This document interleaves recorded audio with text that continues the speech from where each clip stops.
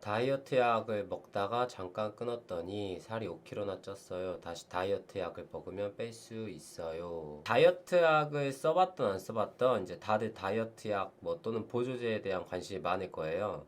이게 진짜 뭐 효과가 있는지부터 효과는 있는 것 같은데 뭐 괜찮은 건지 뭐 여자분들은 특히 이제 이런 거에 훨씬 더 관심이 많으시죠. 제가 오늘 말씀드리는 거를 들으면 이제 다이어트 약의 한계, 어떻게 하면 다이어트 약을 효과적으로 쓸 수 있는지 알 수 있게 될 거예요. 뭐 이렇게 운동하고 병행해야 된다, 그래야 뭐 효과가 좋다, 그런 흔한 조언은 아니니까 일단 결론부터 말씀드리면 다이어트 약은 효과가 없어요. 진짜로 효과가 없거든요. 난 다이어트 약으로 뺐는데 하시는 분들도 당연히 있겠죠.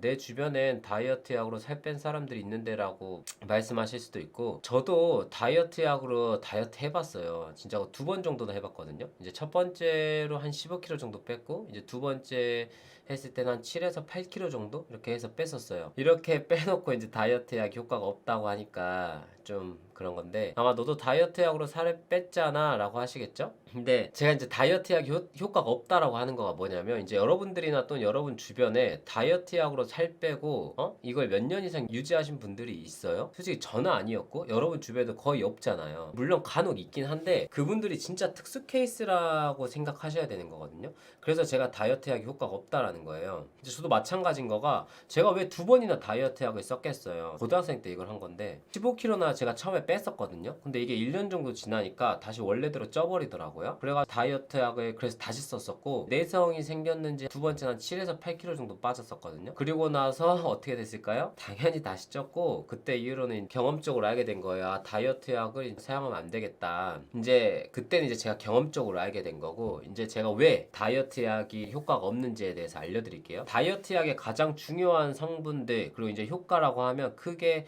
식욕 억제, 그리고 이제 빠르게 포만감을 느끼게 해가지고 이제 적게 먹게 하는 거거든요. 지방 흡수를 늦추게 한다거나 뭐 지방분해를 촉진한다거나 뭐 합법적인지 잘 모르겠는데 뭐 가끔 대사를 빠르게 한다거나, 사실 이런 건 주된 성분 막 효과는 아니고, 사실 식욕 억제하고 빠르게 포만감을 얻게 하는 게 주된 효과라고 생각하셔야 돼요. 이제 결국 이게 먹는 양을 줄여서 살을 빼게 만들겠다는 거잖아요. 근데 문제는 먹는 양을 줄여가지고 살을 빼는 거는 굉장히 이제 그 성공할 가능성이 낮을 뿐만 아니라 장기적으로 무조건 요요가 올 수밖에 없어요. 그 이유가 뭐냐, 그 이유를 이제 알려드릴 건데, 이거 진짜 중요하니까 집중하셔야 돼요. 이건 다이어트 약뿐만 아니라 대부분 우리가 하는 다이어트에도 적용할 수 있는 거거든요. 자, 그 이유가 뭐냐면, 우리 몸은 섭취량을 줄이면 사용량을 거기에 맞춰서 줄여버려요. 예를 들어서 내가 30% 섭취량을 줄이면 우리 몸이 원래 쓰던 칼로리의 30%를 줄여버린다는 거예요. 자, 이거에 대한 실험이 진짜 뭐 한 10년, 20년도 아니고 무려 100년도 더 전에 이거에 대한 첫 번째 실험이 있었어요. 이게 1919년도에 미국에서 실험한 건데, 성인 남녀를 데리고 음식 섭취량을 30% 줄이는 실험을 했어요. 그러니까 대략 30% 줄여가지고 한 1600에서 1900 정도를 섭취하게 만들었거든요. 원래 이 사람들이 평균 하루 칼로리 소모량이 한 3000 정도 됐어요. 근데 이렇게 섭취량을 딱 줄여버리니까 소모량도 이제 1950 정도로 한 30%가 줄어버린 거예요. 그럼 이 실험만 그랬냐? 이제 100년 동안 이런 비슷한 유형의 실험이 굉장히 많았었는데 결론이 진짜 전부 다 비슷했어요. 우리가 그 섭취량을 줄이면 우리 몸도 사용량을 줄여버린다.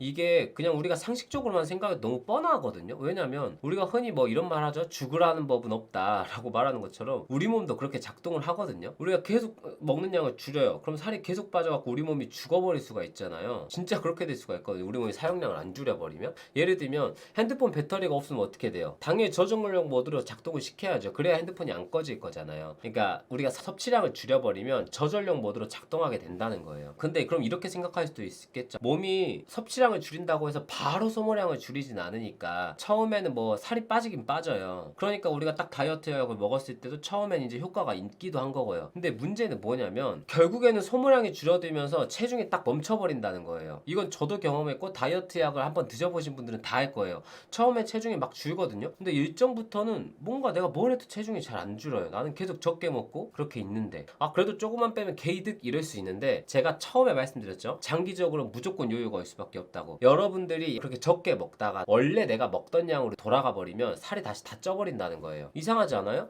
우리가 적게 먹으니까 소모량을 줄여. 오케이. 그럼 우리가 다시 많이 먹으면 소모량도 늘려야 되는 거 아니야? 근데 우리 몸이 그렇게 기계처럼 제깍제깍 작동하지가 않아요. 2007년도 연구를 보면 그렇게 줄어든 소모량을 회복시키는데 긴 경우에는 1년 이상이 걸린다고도 말해요. 그러니까 내가 1년 동안 나름 잘 챙겨 먹어야 우리 몸이 사용하는 칼로리 이제 다시 늘어난다라는 건데 1년이면 여러분이 뺐던 살 다시 다 찌기에는 진짜 충분히 긴 시간이잖아요. 그렇다고 여러분이 뭐 평생을 다이어트 약을 먹는다든지 아니면 계속 조금 먹으면서 살 것도 아니고. 그래서 제가 말씀드리는 거가 다이어트 약 효과가 없다고 단정적으로 말씀드릴 수가 있는 거예요. 왜냐면 결국에는 여차여차 다시 다 쪄버릴 거니까. 물론 이게 잘 유지하신 분들이 없다는 건 아니에요. 근데 그런 분들이 굉장히 소수라는 거. 그리고 여러분이 소수에 들어갈 가능성은 없다고 하는 게 맞긴 하겠죠. 저도 아니었으니까. 아 그래 그래도 내가 혹시라도 먹어서 살 뺐는데 내가 유지할 수 있는 사람이면 어떡해. 뭐 나 운이 좋아서 그럴 수도 있잖아. 근데 이게 진짜 무서운 걸 알려드릴까요? 먹는 양을 줄여서 다이어트를 시킨 많은 실험들에서 실험이 딱 끝나고 난 다음에 참여자들의 체중이 원래대로 돌아갔다고 했잖아요. 그러면 이게 원래 체중으로만 돌아갔을까요? 답은 다들 알지 않아요? 네 아니에요. 원래 체중 그 이상으로 돌아갔어요. 이게 칼로리 제한을 많이 하면 많이 할수록 그 돌아가는 폭이 훨씬 컸어요. 이해되시나요? 내가 그러니까 먹는 양을 확 줄여가지고 급하게 뺐다 라고 했을 때 돌아가는 폭이 훨씬 컸다라는 거예요.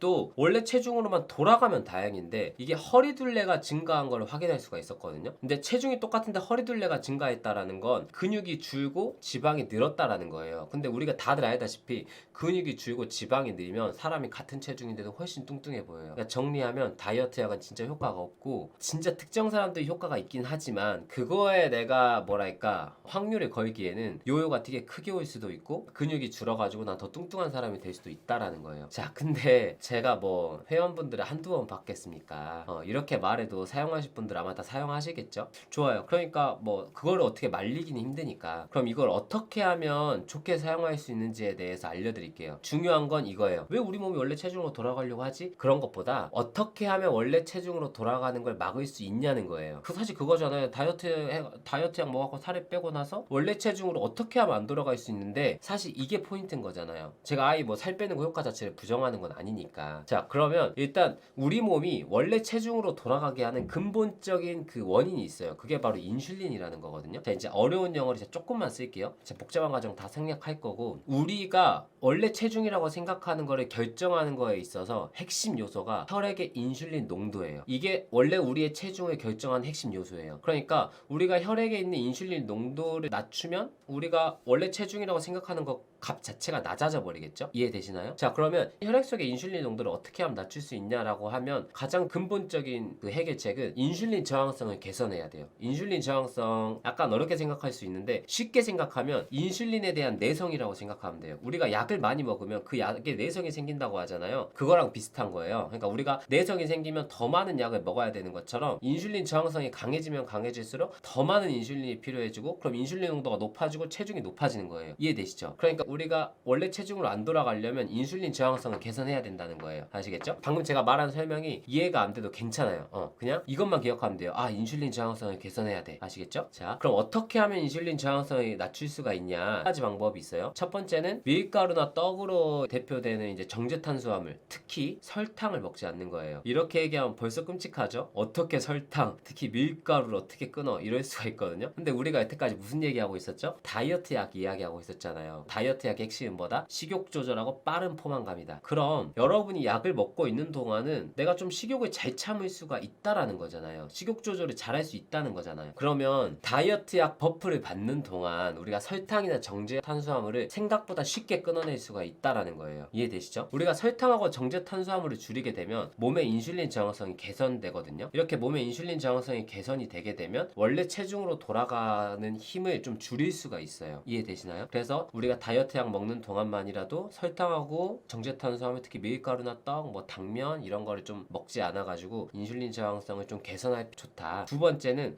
웨이트 트레이닝하고 고강도 운동을 한다라는 거예요. 주의하셔야 되는 건 유산소 절대 아니에요. 물론 유산소가 체지방 감소에 있어 효과가 없다 이런 말 하는 거가 아니라 우린 지금 인슐린 저항성을 개선해서 다이어트 약 효과를 좀 장기적으로 가져가는 방법을 얘기하고 있는 거잖아요. 그거에 있어서 웨이트 트레이닝이나 인터벌 트레이닝 같이 이제 고강도 운동을 하게 되면 인슐린 저항성이 정말 많이 개선돼요. 우리가 웨이트 트레이닝을 해서 이제 근육이 생기면 탄수화물을 저장할 수 있는 공간이 훨씬 더 커지고, 또 웨이트 트레이닝이나 인터벌 트레이닝을 하면서 근육이 가지고 있는 에너지를 비우고 채우고 하는 과정을 반복하면서 이제 인슐린 저항성이 개선이 되거든요. 이렇게 인슐린 저항성이 개선이 되면 우리가 장기적으로 다이어트 약의 효과를 좀 더 길게 가져갈 수가 있다라는 거예요. 이해되시죠? 근데 이렇게 들으면 역시나 웨이트 트레이닝이나 고강도 운동이 재미가 없고 힘들어서 하기 싫은 분들이 사실 대부분일 거예요. 그러니까 다이어트 약을 드시는 걸 거고. 근데 여기에도 제가 진짜 꿀팁을 드릴게요. 우리가 계속 얘기하고 있는 건 이제 다이어트 약이잖아요.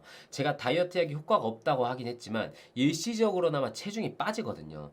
근데 여러분 체중이 빠지게 되면 내가 웨이트 트레이닝을 해서 몸을 만들었을 때 체형이 변화되는 거를 훨씬 더 잘 느낄 수 있게 돼요. 그 전에는 이제 지방이 많으니까 근육도 잘 안 보이고 운동을 해도 효과가 있는지도 잘 모르겠는데, 지방이 좀 빠지게 되면 운동을 했을 때의 변화가 눈으로 확 보이게 되거든요.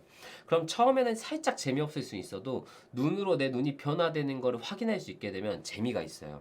약간 이런 거예요. 여러분이 일하는 거 너무 싫어. 그래서 막 그만두고 싶어. 근데 월급에 통장이 딱 꽂혀. 월급이 통장에 꽂혀? 통장에 월급이 딱 꽂혀. 그러면 그거 확인하면 의지를 다시 붙잡고 일하게 되잖아요. 그런 것처럼 우리가 눈으로 시각적으로 보상을 확인하게 되면 하기 싫은 것도 할 수 있는 힘이 생긴다라는 거예요. 정리하자면 다이어트 약은 결국 장기적으로 효과가 없다. 근데 만약에 쓸 거라고 한다면 인슐린 저항성을 개선해야 되고, 그거에 대한 두 가지 방법으로 먹는 동안 설탕이나 정제화물을 줄이는데 최대한 다이어트 약을 활용하고, 체중이 좀 빠졌을 때 웨이트 트레이닝이나 고강도 인터벌 트레이닝을 해가지고 체형도 바꾸고 장기적으로 살이 안 찌는 체질을 만들자는 거예요. 뭐로 가도 서울이라고. 솔직히 저는 다이어트 약을 쓰든 말든 그게 우리 몸을 해치는 게 아니라고 한다면 여러분들이 진짜 다이어트 꼭 성공하시고 예쁜 몸 만드셨으면 좋겠어요. 아시겠죠? 예쁘고 멋진 몸 꼭 만듭시다. 응원할게요.